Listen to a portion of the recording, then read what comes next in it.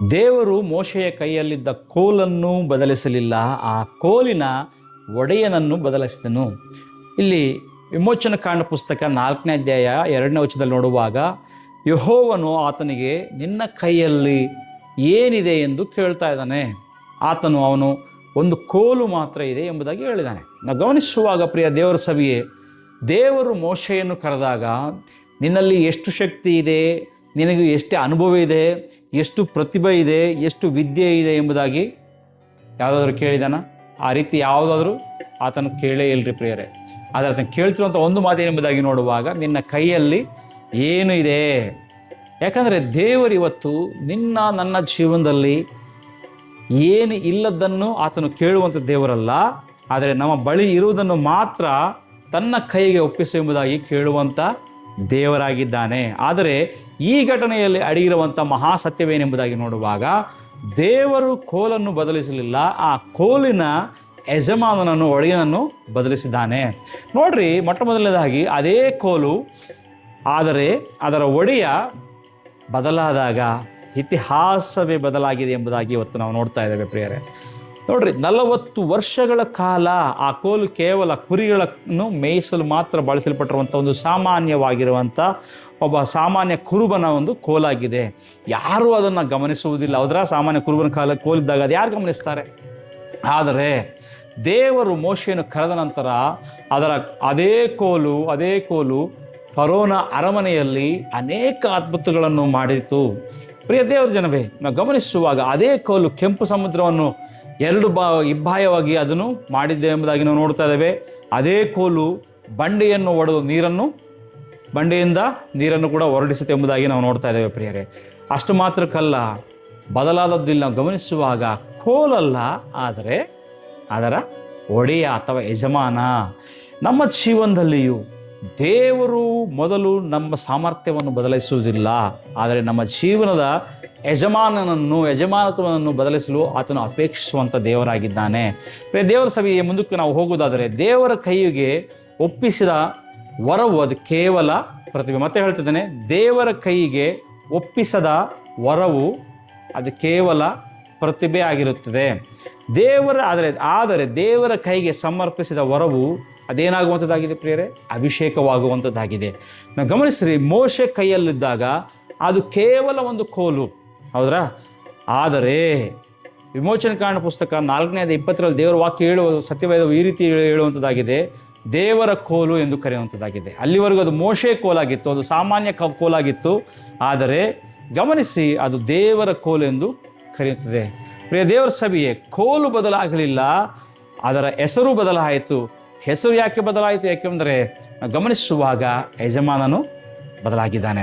ನೋಡ್ರಿ, ಇಂದು ದೇವರು ನಮ್ಮನ್ನು ಸಹ ಕೇಳ್ತಿರುವಂಥ ಪ್ರಶ್ನೆ ಏನೆಂಬುದಾಗಿ ನೋಡುವಾಗ, ನಿನ್ನ ಧ್ವನಿ ಯಾರದು, ನಿನ್ನ ಸೇವೆ ಯಾರದು, ನಿನ್ನ ತಲಾಂತುಗಳು ಯಾರದು, ನಿನ್ನ ಹಣ ಯಾರದು, ನಿನ್ನ ಜೀವನ ನಿಜವಾಗಿಯೂ ಯಾರದ್ದು ಎಂಬುದಾಗಿ ಆತನು ಕೇಳುವಂಥ ದೇವರಾಗಿದ್ದಾನೆ. ನಾವು ಮುಂದಕ್ಕೆ ಹೋಗುವಾಗ ಪ್ರಿಯರೇ, ದೇವರು ದೊಡ್ಡ ಸಾಧನೆಗಳನ್ನು ಆತನು ಬಳಸುವುದಿಲ್ಲ, ಸಂಪೂರ್ಣವಾಗಿ ಸಮರ್ಪಿಸಲ್ಪಟ್ಟ ಸಾಧನೆಗಳು ಮಾತ್ರ ಬದಲಿಸುವಂಥ ದೇವರಾಗಿದ್ದಾನೆ. ನೋಡ್ರಿ, ದಾವೀದನ ಕೈಯಲ್ಲಿ ಕವಣೆ ಇತ್ತು, ಬಾಲಕನ ಕೈಯಲ್ಲಿ 5 ರೊಟ್ಟಿ 2 ಮೀನುಗಳಿದ್ದವು, ವಿಧವೆಯ ಕೈಯಲ್ಲಿ ಸ್ವಲ್ಪ ಎಣ್ಣೆ ಮಾತ್ರ ಇತ್ತು, ಮೋಶೆಯ ಬಳಿಯಲ್ಲಿ ಒಂದು ಕೋಲು ಇತ್ತು.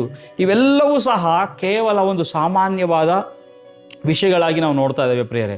ಆದರೆ ಅದೇ ವಿಷಯಗಳು ದೇವರ ಕೈಗೆ ಸಮರ್ಪಿಸಲ್ಪಟ್ಟಾಗ ನಾವು ವಾಕ್ಯದಲ್ಲಿ ನಾವು ನೋಡ್ತೇವೆ, ಅಸಾಮಾನ್ಯವಾಗಿ ಅವು ಮಾರ್ಪಾಟನ್ನು ಹೊಂದಿಕೊಂಡಿರುವ ವಿಷಯವನ್ನು ನಾವು ಗೊತ್ತು ನಮ್ಮೆಲ್ಲರಿಗೂ ಜೀವನದಲ್ಲಿ. ನಾವು ಗಮನಿಸುವಾಗ ಪ್ರಿಯರೇ, ದೇವರು ನಮ್ಮ ಬಳಿ ಎಷ್ಟು ಇದೆ ಎಂಬುದಾಗಿ ನೋಡುವುದಿಲ್ಲ, ಆದರೆ ನಾವು ಎಷ್ಟರ ಮಟ್ಟಿಗೆ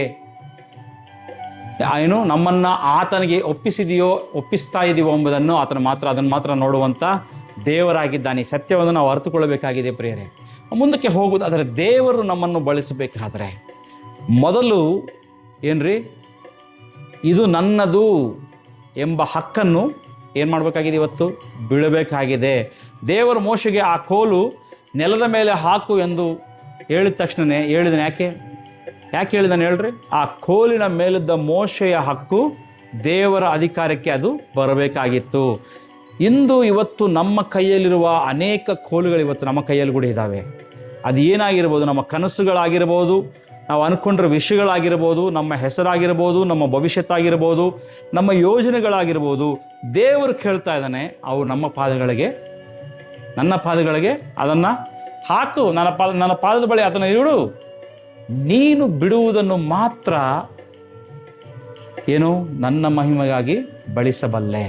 ನಾವು ಏನು ಆತನ ಕೈಗೆ ಬಿಡಿಸ್ಕೊಡ್ತೇವೋ, ನಾವು ಏನು ಆತನ ಕೈಗೆ ಸಮರ್ಪಣೆ ಮಾಡ್ತೇವೋ ಅದನ್ನು ಮಾತ್ರ ಆತನು ಬಳಸಲಿಕ್ಕೆ ಆತನು ಸಾಧ್ಯ. ಪ್ರಿಯ ದೇವರ ಜನವೇ, ನಾವು ಗಮನಿಸುವಾಗ ಬಹುಶಃ ಇಂದು ನಮಗೆ ಹೀಗೆ ಯೋಚನೆ ಬರ್ತಾ ಇರ್ಬೋದು, ನನ್ನ ಬಳಿ ವಿಶೇಷವಾದದ್ದು ಏನೂ ಇಲ್ಲ ಕರ್ತನೆ, ನಾನು ಅಂದ್ಕೊಳ್ತಾ ಇದೆಯಾ? ಆದರೆ ನೋಡ್ರಿ, ಮೋಶೆಯ ಹಾಗೆಯೇ ಯೋಚಿಸಿದ್ದ. ಮೋಶೆಯನ್ನು ಗಮನಿಸುವಾಗ, ಆದರೆ ದೇವರು ನಿನ್ನ ಕೈಯಲ್ಲಿ ಏನಿದೆ ಎಂದು ಕೇಳಿದನು. ಇಂದು ಆತನು ನಿನ್ನನ್ನು ಕೇಳ್ತಾ ಇರುವಂಥ ಪ್ರಶ್ನೆ ನಿಮ್ಮದಾಗಿ ನೋಡುವಾಗ, ನಿನ್ನ ಬಳಿ ಏನಿದೆ? ನಿನ್ನ ಬಳಿ ಏನಿದೆ ಅಲ್ಲ, ಆದರೆ ಅದು ಯಾರ ಕೈಯಲ್ಲಿದೆ ಅನ್ನೋದು ಪ್ರಾಮುಖ್ಯ. ಇವತ್ತು ನನ್ನ ಬಳಿಯಲ್ಲಿರುವಂಥದ್ದು ಯಾರ ಕೈಯಲ್ಲಿದೆ ಅನ್ನೋದು ಪ್ರಾಮುಖ್ಯ ಅಂತ. ನಮ್ಮ ಜೀವನ ಇನ್ನೂ ನಮ್ಮ ಕೈಯಲ್ಲಿ ಇದೆಯಾ? ನಮ್ಮ ಆಲೋಚನೆಗಳು, ನಮ್ಮ ಯೋಜನೆಗಳು, ನಮ್ಮ ಪ್ರಣಾಳಿಕೆಗಳು, ಅನೇಕ ವಿಷಯಗಳು ಇವತ್ತು ನಮ್ಮ ಕೈಯಲ್ಲಿ ಇಟ್ಕೊಂಡಿದ್ದೇವ ಅಥವಾ ದೇವರ ಕೈಯಲ್ಲಿ ಒಪ್ಪಿಸ್ಕೊಡ್ತಾ ಇದ್ದೀವ? ಪ್ರಿಯರೇ, ಗಮನಿಸೋದಾದರೆ ಪ್ರಿಯ ದೇವರ ಸಭೆಯೇ, ಅದ್ಭುತವು ಕೋಲಿನಲ್ಲಿ ಬರಲ್ರಿ, ಶಕ್ತಿಯು ಮೋಶೆಯಲ್ಲಿರಲಿಲ್ಲ, ಮಹಿಮೆ ದೇವರ ಯಜಮಾನತ್ವದಲ್ಲಿತ್ತು. ನಮ್ಮ ಜೀವನ ಆತನ ಕೈಯಲ್ಲಿದ್ದರೆ, ಇವತ್ತು ಒಂದು ವೇಳೆ ನಮ್ಮ ಜೀವನ ಅದಕ್ಕಿಂತ ಮುಂಚೆ ನಮ್ಮ ಕೈಯಲ್ಲೇ ಇದ್ದರೆ ಅದು ಸಾಮಾನ್ಯ ಜೀವನ. ಆದರೆ ಅದೇ ಜೀವನ, ಅದೇ ಆಲೋಚನೆಗಳು, ಅದೇ ವಿಷಯಗಳು ದೇವರ ಕೈಗೆ ಸೇರಿದರೆ ಅದು ತಲೆಮಾರುಗಳನ್ನು ಬದಲಾಯಿಸುವಂಥ ಸಾಧನೆ ಆಗುವಂಥದ್ದಾಗಿದೆ. ಪ್ರೇರೆ, ಸತ್ಯವನ್ನು ನಾವು ಗ್ರಹಿಸ್ಕೋಬೇಕಾಗಿದೆ. ಇವತ್ತು ದೇವರು ಒಂದೇ ಒಂದು ಪ್ರಶ್ನೆ ಕೇಳ್ತಾ ಇದ್ದಾನೆ, ನಿನ್ನ ಕೈಯಲ್ಲಿ ಏನಿದೆ? ನಿನ್ನ ಪ್ರತಿಭೆಯ, ನಿನ್ನ ಸಮಯವ, ನಿನ್ನ ಒಂದು ಸೇವೆಯ, ನಿನ್ನ ಕುಟುಂಬವ, ನಿನ್ನ ಭವಿಷ್ಯತ್ತ, ನಿನ್ನ ಮನೆ ಕಟ್ಟಬೇಕು ಅಂದ್ಕೊಂಡಿದೆಯಾ, ನಿನ್ನ ಮಕ್ಕಳ ಭವಿಷ್ಯತನ್ನು ಕಟ್ಟಬೇಕು ಅಂದ್ಕೊಂಡಿದೆಯಾ, ಯಾವುದೇ ಆಗಿರ್ಬೋದು, ಅವ್ರ ವಿದ್ಯಾಭ್ಯಾಸವ ಯಾವುದಾಗಿರಲಿ, ಅದನ್ನು ದೇವರ ಪಾದಗಳ ಬಳಿ ಇಡು. ಯಾಕಂದರೆ ದೇವರು ನಿನ್ನ ಕೈಯಲ್ಲಿರುವುದನ್ನು ಬದಲಿಸದೇ ಇರಬಹುದು, ಆದರೆ ಅದು ಯಾರ ಕೈಯಲ್ಲಿದೆ ಎಂಬುದನ್ನು ಬದಲಿಸಿದಾಗ ನಿನ್ನ ಸಂಪೂರ್ಣ ಜೀವನವೇ ಬದಲಾಗುವಂಥದ್ದಾಗಿದೆ. ಪ್ರಿಯರೇ, ಈ ಸತ್ಯವನ್ನು ನಾವು ಗ್ರಹಿಸ್ಕೋಬೇಕಾಗಿದೆ ಇವತ್ತು. ಹಾಗಾದರೆ ನಾವು ದೇವರಿಗೆ ಹೇಳೋಣ, ನನ್ನ ಜೀವನ ಇನ್ನು ನನ್ನದಲ್ಲಪ್ಪ ಕರ್ತನೆ, ನನ್ನ ವರ, ನನ್ನ ಪ್ರತಿಭೆ, ನನ್ನ ತಲಾಂತು ಯಾವುದು ನನ್ನದಲ್ಲ, ನನ್ನ ಸೇವೆ ನನ್ನದಲ್ಲ, ಎಲ್ಲವೂ ನಾನು ಅದು ದೇವರ ಸತ್ಯವನ್ನು ನಡೆಸ್ತೇನೆ. ಆದ್ದರಿಂದ ಇವತ್ತು ನನ್ನ ಜೀವನವು ನನ್ನ ಹೆಸರನ್ನು ಪ್ರಕಟಿಸುವುದಿಲ್ಲ, ಕ್ರಿಸ್ತನ ಮಹಿಮೆಯನ್ನು ಪ್ರಕಟಿಸುವಂಥದ್ದಾಗಿದೆ ಎಂಬುದಾಗಿ ನಾವು ದೇವರಿಗೆ ಹೇಳುವುದಾದರೆ, ಅದನ್ನು ಆತನ ಕೈಗೊಪ್ಪಿಸಿಕೊಳ್ಳುವುದಾದರೆ ಪ್ರಿಯರೇ, ಖಂಡಿತವಾಗಿಯೂ ಇಲ್ಲಿಯವರೆಗಿರುವಂಥ ಸಾಮಾನ್ಯ ವಿಷಯಗಳು ನಮ್ಮ ಜೀವನದಲ್ಲಿ ಬರುವಂಥ ದಿನಗಳಲ್ಲಿ ಅಸಾಮಾನ್ಯವಾಗಿ ನಿಂತು ಹೋಗಿರುವ ಕೆಲಸಗಳು ಖಂಡಿತವಾಗಿ ಅದು ಪೂರ್ಣಗೊಳಿಸುವಂಥ ವಿಷಯಗಳಾಗಿ ದೇವರು ಮಾಡುವಂಥ ದೇವರಾಗಿದ್ದಾನೆ. ಆ ರೀತಿ ದೇವರು ಮಾಡಲಿಕ್ಕೆ ಇವತ್ತು ಅನುಮತಿ ಕೊಡೋಣವ? ನಮ್ಮಲ್ಲಿರುವಂಥದ್ದೆಲ್ಲವನ್ನು ಆತನ ಕೈಗೆ ಬಿಟ್ಟು ಕೊಡುವುದಾ? ಆತನ ಪಾದಗಳಲ್ಲಿ ನಾವು ಇಡುವುದಾದರೆ ಖಂಡಿತವಾಗಿಯೂ ಅವು ನಿಜವಾಗಲೂ ತಲೆಮಾರುಗಳಿಗೆ ಅವು ಅಭಿಷೇಕವಾಗಿ, ಆಶೀರ್ವಾದಕರವಾಗಿ ನಾವು ಇಲ್ಲಿಯವರೆಗೂ ನೋಡದೇ ಇರುವಂಥ ಅದ್ಭುತ ಕಾರ್ಯಗಳು ನೋಡಲಿಕ್ಕೆ ದೇವರು ಮಾಡುವಂಥ ದೇವರಾಗಿದ್ದಾನೆ ಪ್ರಿಯರೇ. ಹಾಗಾದರೆ ಏನೇ ಇರಲಿ ಆತನ ಪಾದದಲ್ಲಿ ಬಿಡೋಣ. ದೇವರು ನಮ್ಮನ್ನು ಆಶೀರ್ವಾದ ಮಾಡಲಿ. ಆಮೇನ್.